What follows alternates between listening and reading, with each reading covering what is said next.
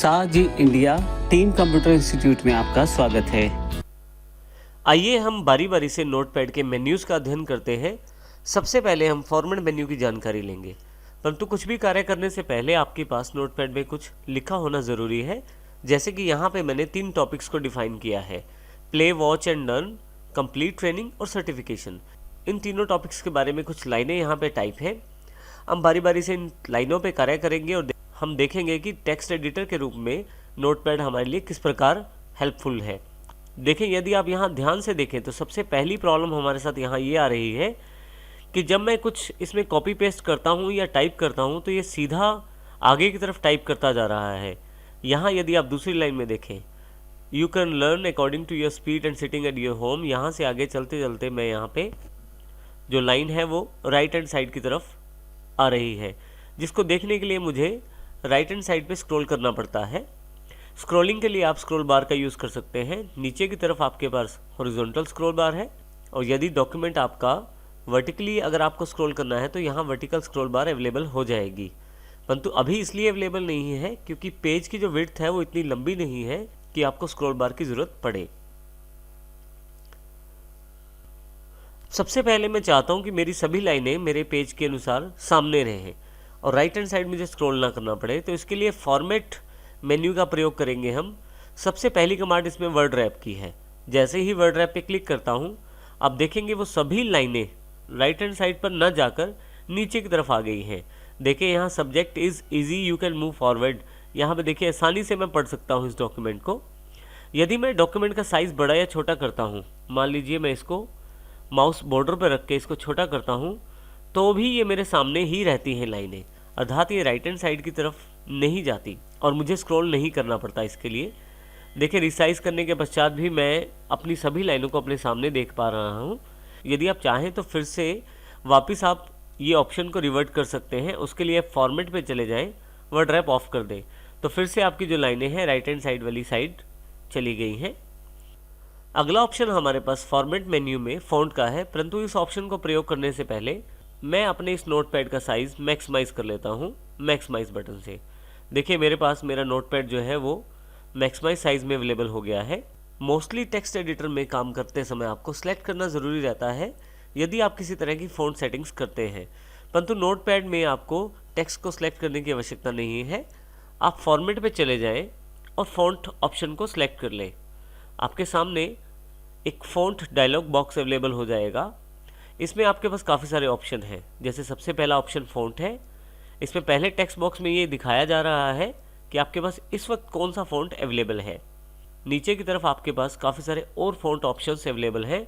आप फ़ॉन्ट का अर्थ है किसी भी तरह के लिखाई के स्टाइल से। आप यहाँ कोई भी दूसरा स्टाइल लेकर यदि ओके करेंगे तो ये एप्लीकेबल हो जाएगा। जैसे मैं यहाँ पे एरियल राउंडेड एम्प्टी को सिलेक्ट कर लेता हूँ और ओके कर देता हूँ। आप देखेंगे कि आपका फ़ॉन्ट चेंज हो गया है। मैं फिर से फॉर्मेट से फ़ॉन्ट पे वापस आ जाता हूँ। हर एक फ़ॉन्ट के साथ आपके बेसिक फ़ॉन्ट स्टाइल के ऑप्शन जुड़े रहते हैं जो आप फ़ॉन्ट स्टाइल में प्राप्त कर सकते हैं, परंतु इससे पहले मैं एरियल में वापस आ जाता हूँ और ओके कर देता हूँ। फिर से फॉर्मेट फ़ॉन्ट। अब देखें कि आप एरियल फ़ॉन्ट के साथ काफ़ी सारे फ़ॉन्ट स्टाइल ऑप्शन जुड़े हुए हैं, और सबसे अच्छी बात यह है कि नोटपैड में पहले से ही आपको यहाँ पे प्रीव्यू दिखाया गया है। जिस प्रकार का फ़ॉन्ट स्टाइल आप सेलेक्ट करेंगे उस प्रकार का प्रीव्यू आप देखते हुए ये तय कर सकते हैं कि टेक्स्ट आपका कैसा दिखाई देगा। जैसे कि यहाँ पे मैं बोल्ड इटैलिक चुन लेता हूँ और ओके कर देता हूँ। आप देखेंगे कि बिल्कुल आपका टेक्स्ट वैसा ही हो गया है जैसा मैंने चुना है। फिर से फ़ॉन्ट पे वापस जाता हूँ। नेक्स्ट ऑप्शन मेरे पास साइज़ का अवेलेबल है। मैं यहाँ फ़ॉन्ट का साइज़ भी सिलेक्ट कर सकता हूँ। इसके लिए फिर से मैं कोई भी साइज़ यहाँ से सिलेक्ट कर लेता हूँ। सैंपल के रूप में साइज़ मुझे यहाँ दिखाया गया है नीचे। जैसे ही मैं ओके करता हूँ मेरे पास साइज़ अवेलेबल हो जाता है उस साइज़ के अनुसार जो साइज़ मैंने सेलेक्ट किया है। फ़ॉन्ट डायलॉग बॉक्स के नीचे की तरफ स्क्रिप्ट का ऑप्शन है। स्क्रिप्ट से आप थोड़ा बहुत बदलाव और कर सकते हैं अकॉर्डिंग टू स्क्रिप्ट अपने फ़ॉन्ट के स्टाइल में।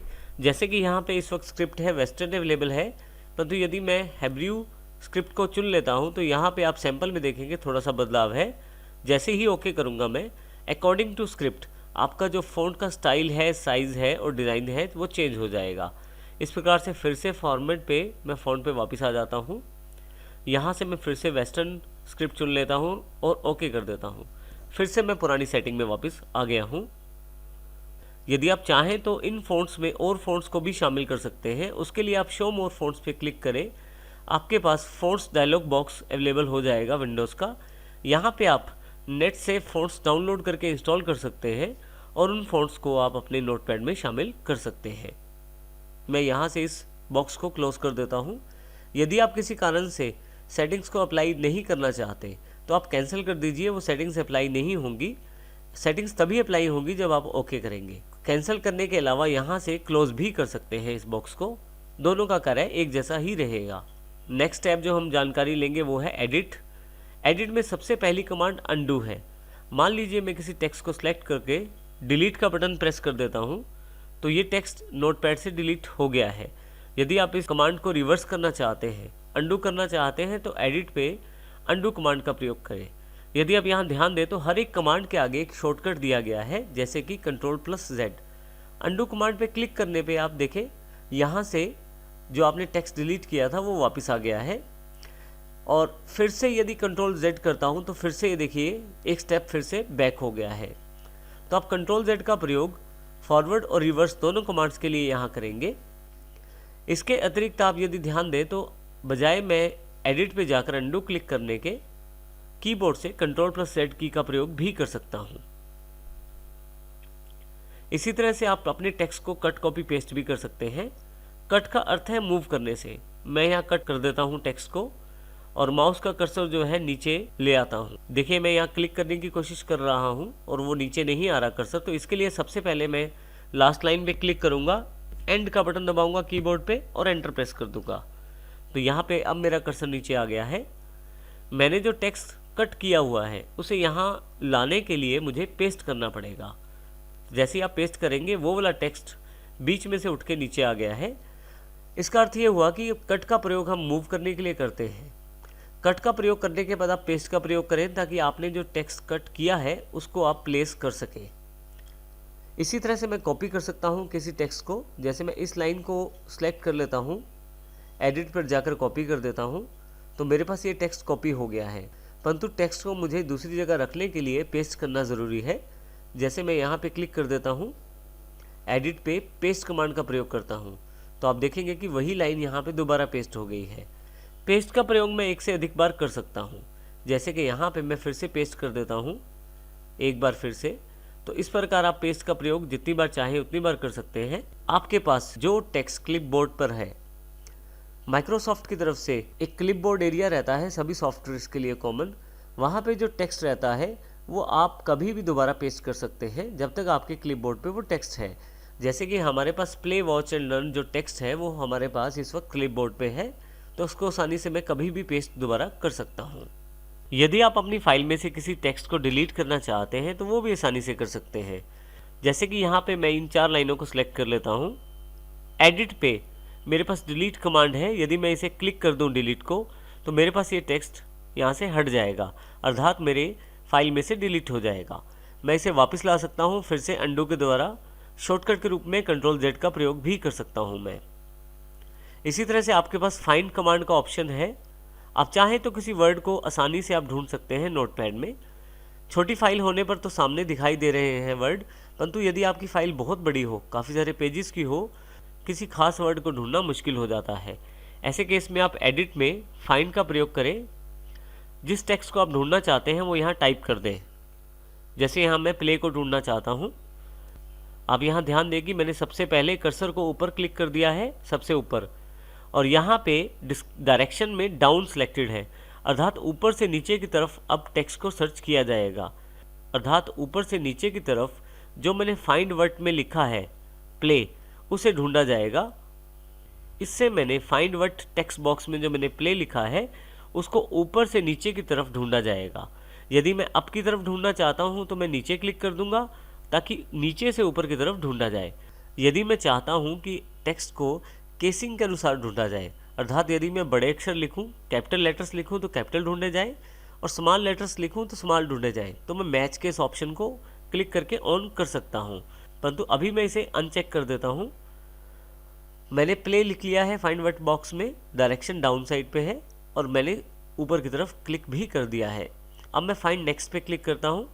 आप देखेंगे कि प्ले वर्ड जहाँ जहाँ अवेलेबल है वहाँ वहाँ सेलेक्ट किया जा रहा है, परंतु यहीं पे अगर मैं उससे आगे प्ले सर्च करने की कोशिश करता हूँ तो मेरे पास नोटपैड की तरफ से एक मैसेज अवेलेबल है, कैन नॉट फाइंड प्ले, अर्थात इससे आगे उसे प्ले अवेलेबल नहीं, अर्थात इससे आगे उसे प्ले वर्ड कहीं नहीं मिल रहा। मैं ओके कर देता हूँ। अब की बार मैं लास्ट में क्लिक कर देता हूँ, डायरेक्शन अप कर देता हूँ और फिर से फाइंड नेक्स्ट। आप देखेंगे कि अब की बार रिवर्स डायरेक्शन में प्ले वर्ड को ढूंढा जा रहा है। इसी तरह से यदि मान लीजिए मुझे प्ले वर्ड छोटे अक्षरों में ढूंढना है, यहाँ मैं फाइंड वर्ड में प्ले टाइप कर लेता हूँ और माउस का कर्सर ऊपर क्लिक कर देता हूँ शुरुआत में और डायरेक्शन डाउन। अब मैं फाइंड नेक्स्ट करता हूँ, प्ले, यहाँ भी प्ले को, अब देखेंगे कि छोटे अक्षर वाला प्ले 3rd नंबर पे आया है। फिर से प्ले जो एक इस तरफ भी है और फिर से प्ले। मैंने अपने फाइल में थोड़ी सी चेंजेस की हैं और प्ले को 2 बार और शामिल किया है छोटे अक्षरों में। परंतु अब यहाँ मेन बात यह है कि मैं प्ले छोटा ढूंढना चाहता हूँ, परंतु ये बड़े प्ले वाले अक्षरों को भी ढूंढ रहा है। यहाँ देखें आप, तो ऐसे केस में यदि आप सिर्फ छोटे अक्षरों वाला प्ले ही ढूंढना चाहते हैं तो आप मैच केस ऑप्शन को क्लिक करके ऑन कर सकते हैं। इसके लिए मैं फिर से देखिए शुरू में क्लिक करता हूँ, छोटे अक्षरों में प्ले लिखा हुआ है, मैच केस ऑप्शन ऑन है और मैं नीचे की तरफ ढूंढना चाहता हूँ। क्योंकि मेरे पास छोटे अक्षरों में 2 बार प्ले लिखा हुआ है तो मैं अब उसे ढूंढ कर देखना चाहता हूँ। फाइंड नेक्स्ट, देखिए अब बड़े अक्षरों वाले प्ले को सिलेक्ट नहीं किया गया है। फिर से फाइंड नेक्स्ट और अगली बार फाइंड नेक्स्ट दबाने पे कैन नॉट फाइंड प्ले। तो इस प्रकार से आप आसानी से बड़े और छोटे अक्षरों में भेद करते हुए भी ढूंढ सकते हैं अपने टेक्स्ट को मैच केस के द्वारा। मैं यहाँ इसे कैंसिल कर देता हूँ। इसी के साथ अगला जो ऑप्शन अवेलेबल है वो है फाइंड नेक्स्ट।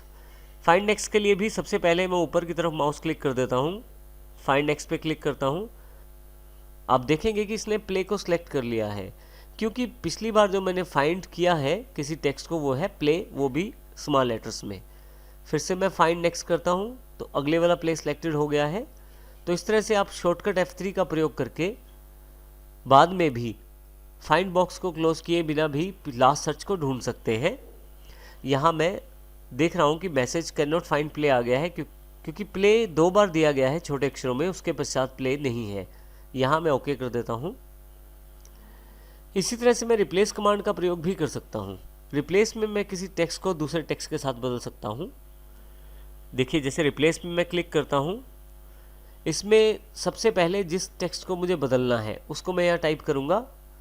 मान लीजिए यहाँ पे मैं प्ले को बदलना चाहता हूँ वर्क में, तो इसके लिए फाइंड वर्ड में मैं प्ले लिख दूंगा जिसको मुझे बदलना है।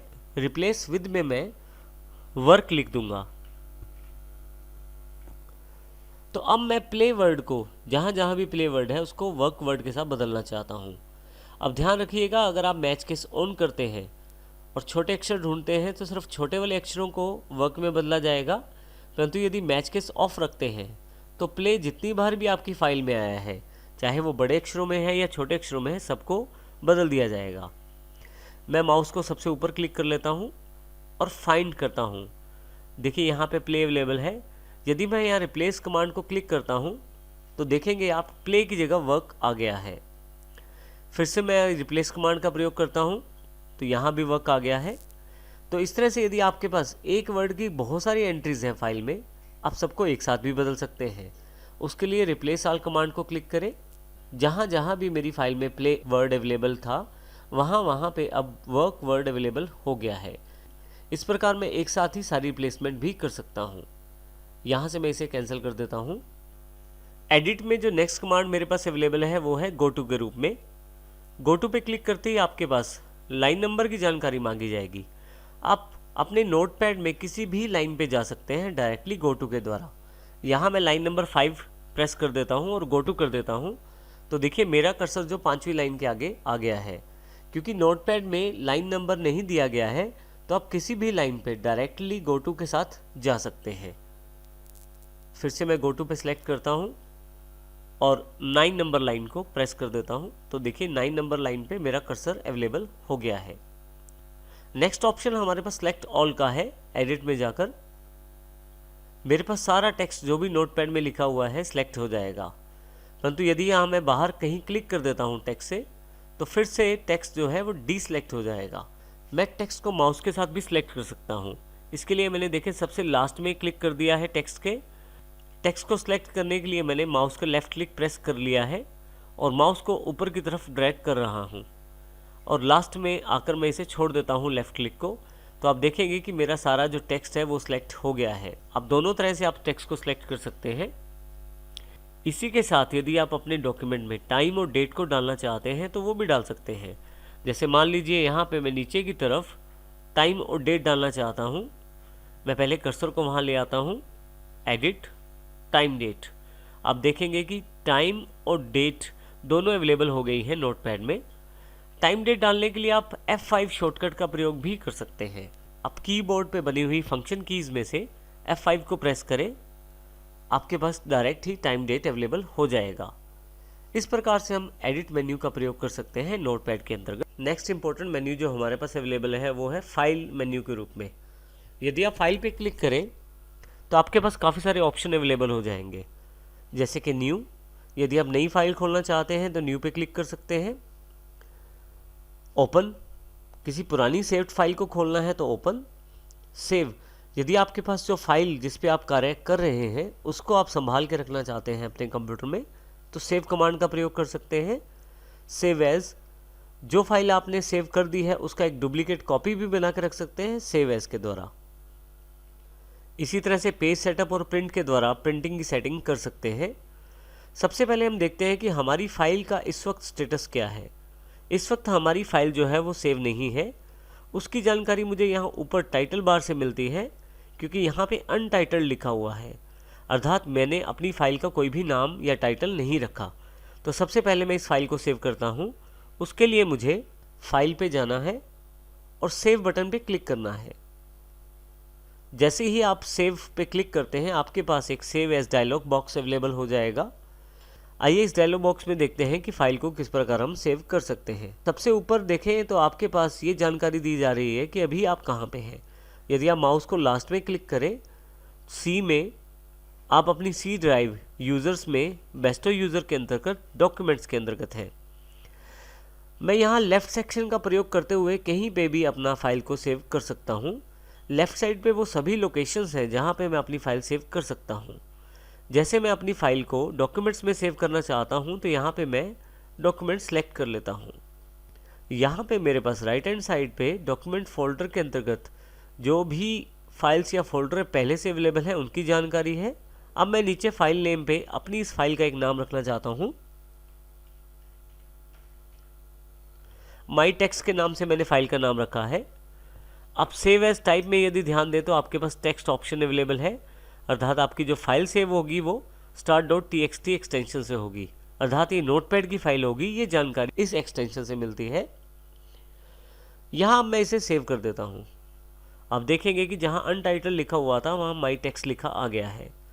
मैं इस फाइल को क्लोज कर देता हूँ। यहाँ से दोबारा इस फाइल को ओपन करने के लिए मैं नोटपैड पे क्लिक करता हूँ, फाइल पे, ओपन। जब आप ओपन पे क्लिक करते हैं तो आपके पास बिल्कुल वैसा ही एक ओपन डायलॉग बॉक्स खुल जाता है जैसा सेव वाला खुला था, परंतु इसमें फ़र्क ये है कि पहले हम फाइल को सेव कर रहे थे, अब की बार फाइल को खोल रहे हैं। बाकी लगभग ऑप्शन सेम ही है। जैसे ऊपर की तरफ मैं कहाँ पे हूँ ये जानकारी, मैं डॉक्यूमेंट्स सेक्शन में हूँ। लेफ़्ट साइड से मैं उस जगह या उस लोकेशन का चुनाव कर सकता हूँ जहाँ पे मेरे पास फाइल पड़ी है, जैसे डॉक्यूमेंट्स। राइट हैंड साइड पे मेरे पास फाइल का नाम आ गया है, मैं माई टेक्स्ट फाइल को चुन लेता हूँ। अब देखेंगे कि फाइल नेम स्वयं ही यहाँ सेलेक्ट हो गया है जब मैंने ऊपर क्लिक किया है फाइल को। जैसे ही ओपन पे क्लिक करता हूँ मेरे पास मेरी फाइल फिर से खुल जाती है। इस प्रकार ओपन के द्वारा मैं फाइल को खोल सकता हूँ। हम फिर से फाइल मेन्यू पर चलते हैं। मैं चाहता हूँ कि इसकी एक डुप्लीकेट कॉपी बना के रख दी जाए, तो उसके लिए मैं सेव एज पे जाता हूँ। सेव एज बॉक्स बिल्कुल वही सेव वाला बॉक्स है, फ़र्क सिर्फ इतना है कि अब की बार आपकी पहली फाइल भी बनी रहेगी और एक नई फाइल और ऐड हो जाएगी यहाँ पे नए नाम से। एक तरह से उसका एक कॉपी ऐड हो जाएगा। तो माई टेक्स्ट मेरी पहली फाइल का नाम था और माई टेक्स्ट 1 मेरी दूसरी फाइल का नाम है। मैं यहाँ इसे सेव कर देता हूँ। अब ऊपर की तरफ देखें, जहाँ पे टाइटल बार है वहाँ पे आपके पास माई टेक्स्ट 1 लिखा आ गया है, जो मेरी नई फाइल का नाम है।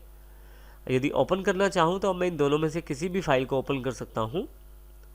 इस प्रकार मैं अपनी फाइल को सेव एज कर सकता हूँ। अब यदि आप चाहते हैं बिल्कुल नई और फ्रेश फाइल बनाना, तो आप फाइल पे न्यू पे क्लिक कर दीजिए, आपके पास एक ब्लैंक फाइल अवेलेबल हो जाएगी। अब मैं यहाँ इसमें कुछ भी टाइप कर सकता हूँ, परंतु मैं फिर से एक पहले वाली फाइल खोल लेता हूँ। नीचे की तरफ पेज सेटअप और प्रिंट के नाम से दो कमांड्स अवेलेबल हैं। पेज सेटअप से मैं अपने पेज की सेटिंग कर सकता हूँ प्रिंटिंग के लिए। मैं पेज सेटअप को क्लिक कर देता हूँ। साइज से मैं पेपर का चुनाव कर सकता हूँ, जैसे मैं यहाँ डिफ़ॉल्ट A4 ले लेता हूँ। A4 पेज आपका फोटोस्टेट का बेसिक पेज होता है जो हम फोटोस्टेट में यूज़ करते हैं। आप और पेज साइज़ का चुनाव भी यहाँ से कर सकते हैं। इसके अतिरिक्त ओरिएंटेशन आप बता सकते हैं। पोर्ट्रेट बताएंगे तो लंबाई में प्रिंटिंग आएगी, और लैंडस्केप बताएंगे तो चौड़ाई में प्रिंटिंग। कुछ प्रीव्यू में दिखाया जा रहा है कुछ इस तरह से, पोर्ट्रेट, लैंडस्केप। इसी तरह से आप मार्जिन डिसाइड कर सकते हैं। यदि आप यहाँ मार्जिन बढ़ाते हैं तो यहाँ पे लेफ्ट सेक्शन पे मार्जिन ज़्यादा दिखाई देगा। जैसे कि यहाँ पे मार्जिन में 2 कर देता हूँ तो आप देखेंगे कि लेफ़्ट साइड का मार्जिन बढ़ गया है। इस तरह से बाकी साइड्स के मार्जिन भी आप कंट्रोल कर सकते हैं यहाँ से। इसके अतिरिक्त हमारे पास नीचे 2 टेक्स्ट बॉक्स और हैं, हेडर और फुटर। यदि आपकी फाइल में बहुत सारे पेजेस हैं और कोई टेक्स्ट आप हर पेज के ऊपर डालना चाहते हैं, तो उसको बार बार लिखने के बजाय आप पेज के हेडर में इंक्लूड कर सकते हैं। यहाँ हेडर टेक्स्ट बॉक्स में जो भी आप लिखेंगे, जब भी प्रिंटिंग निकलेगी हर पेज के ऊपर वो टेक्स्ट रिपीट होगा। जैसे यहाँ पे मैं हेडर के लिए लाइन लिख देता हूँ,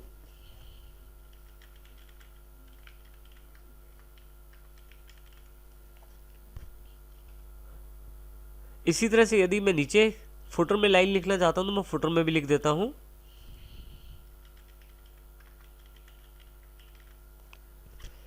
अब जितने भी पेजेस हम प्रिंटिंग में निकालेंगे, यदि वो संख्या में बहुत ज़्यादा होते हैं, एक से ज़्यादा होते हैं, तो हर पेज के ऊपर हेडर वाला टेक्स्ट आएगा और हर पेज के नीचे वाली साइड पे फुटर वाला टेक्स्ट आएगा। जैसे ही मैं ओके करता हूँ ये सेटिंग्स एप्लीकेबल हो जाएंगी। फाइल में नेक्स्ट ऑप्शन हमारे पास जो अवेलेबल है वो है प्रिंटिंग के लिए। फाइल में चले जाएं और प्रिंट को क्लिक कर दें। आप शॉर्टकट Ctrl+P भी प्रयोग कर सकते हैं। यहाँ पे आप देखें आपके पास काफ़ी सारी जानकारी अवेलेबल है प्रिंटिंग सेक्शन के बारे में, जैसे जर्नल में सेलेक्ट प्रिंटर। अब यहाँ पे मेरे पास कंप्यूटर में कोई भी प्रिंटर इंस्टॉल नहीं है, परंतु यदि आपके कंप्यूटर में प्रिंटर इंस्टॉल हो तो उसका नाम यहाँ पे आ जाएगा। आप उस नाम को सिलेक्ट करें। उसके पश्चात आप यहाँ पे प्रेफरेंसेस सिलेक्ट कर सकते हैं अपने प्रिंटर के लिए, लैंडस्केप या पोर्ट्रेट। जिस तरह से आप प्रिंटिंग चाहते हैं उस तरह की प्रिंटिंग लेआउट में आ जाएगी। यहाँ मैं कैंसिल कर देता हूँ अभी इसे। इसके अलावा यहाँ पे पेज रेंज, यदि ऑल करेंगे तो सभी पेजेस प्रिंट हो जाएंगे, और किसी एक खास पेज को प्रिंट करना हो तो पेजेस सेलेक्ट करके उस पेज का नंबर डाल दीजिए। नंबर ऑफ़ कॉपीज़ आप यहाँ से डिसाइड कर सकते हैं। आप जितनी कॉपीज़ यहाँ फीड करेंगे उतनी कॉपीज़ प्रिंटिंग में निकाली जाएंगी। मान लीजिए यहाँ मैं 5 टाइप करूँ तो 5 कॉपीज़ मेरे एक ही पेज की निकाली जाएंगी। फाइनली मुझे अप्लाई करना है इन सेटिंग्स को लागू करने के लिए, और यदि प्रिंट करना चाहता हूँ तो मैं प्रिंट पे क्लिक करूँगा। प्रिंट करते ही मेरे पास, यदि मेरे पास प्रिंटर कनेक्टेड है तो प्रिंटिंग अवेलेबल हो जाएगी। यहाँ अभी मैं इसे कैंसिल कर देता हूँ। इसके अतिरिक्त नीचे एक ऑप्शन है एग्जिट। यदि मैं एग्जिट को प्रेस कर दूँ तो मैं अपनी नोटपैड से बाहर आ जाता हूँ और नोटपैड मेरे पास क्लोज हो जाता है। मैं फिर से इसे ओपन कर लेता हूँ नोटपैड को, पुरानी फाइल को। मैक्सिमाइज करने के लिए नोटपैड को यदि आप टाइटल बार पे डबल क्लिक करें तो भी ये मैक्सिमाइज जल्दी से हो जाएगा। यहाँ पे हमारे पास 2 मेन्यूज़ और हैं, व्यू और हेल्प। व्यू को यदि मैं क्लिक करूँ तो देखिए केवल एक ही ऑप्शन है, स्टेटस बार। नीचे हमारे पास यहाँ स्टेटस बार अवेलेबल है। पहले हम देखते हैं कि स्टेटस बार हमें किस प्रकार जानकारी देता है। देखिए यहाँ मैं माउस क्लिक कर देता हूँ कहीं भी, तो मुझे ये जानकारी स्टेटस बार पे दी गई है कि लाइन 10 और कॉलम 19 पे हूँ मैं। यहाँ लाइन 10 और कॉलम 19 अर्थात लाइन 10 नंबर है और कॉलम मेरा 19 नंबर है, जहाँ पे इस वक्त मेरा माउस का कर्सर है। कहीं भी क्लिक करके मैं देखिए अलग अलग लोकेशन की लाइन नंबर और कॉलम नंबर की जानकारी ले सकता हूँ। इसके अतिरिक्त मुझे अगर स्टेटस बार को बंद करना है, स्टेटस बार मुझे नहीं चाहिए यहाँ से, तो व्यू पे जाके स्टेटस बार ऑफ कर दूंगा। स्टेटस बार यहाँ से चली जाएगी। फिर से लाना है तो व्यू पे स्टेटस बार पे क्लिक कर दीजिए। इसके अतिरिक्त हमारे पास लास्ट मेन्यू हेल्प के रूप में है। आप यदि हेल्प चाहते हैं नोटपैड की तो व्यू हेल्प पे क्लिक करें। माइक्रोसॉफ्ट द्वारा आपको ऑनलाइन हेल्प प्रदान की जाएगी। आप यहाँ से हेल्प का प्रयोग कर सकते हैं। क्योंकि नेट मेरे पास कनेक्टेड नहीं है, परंतु यदि आप पे नेट कनेक्टेड होगा तो आपको सारी जानकारी यहाँ व्यू हेल्प में दे दी जाएगी। अबाउट नोटपैड पे यदि आप क्लिक करें तो आपको माइक्रोसॉफ्ट की इस नोटपैड ऐप की अधिक जानकारी दी जाएगी कि ये किसके नाम से रजिस्टर्ड है और किस लाइसेंस के अंतर्गत ये आपके पास अवेलेबल है। यहाँ मैं इसे कैंसिल कर देता हूँ। इस प्रकार हम अपने बेसिक टेक्स्ट एडिटर अर्थात नोटपैड में कार्य कर सकते हैं।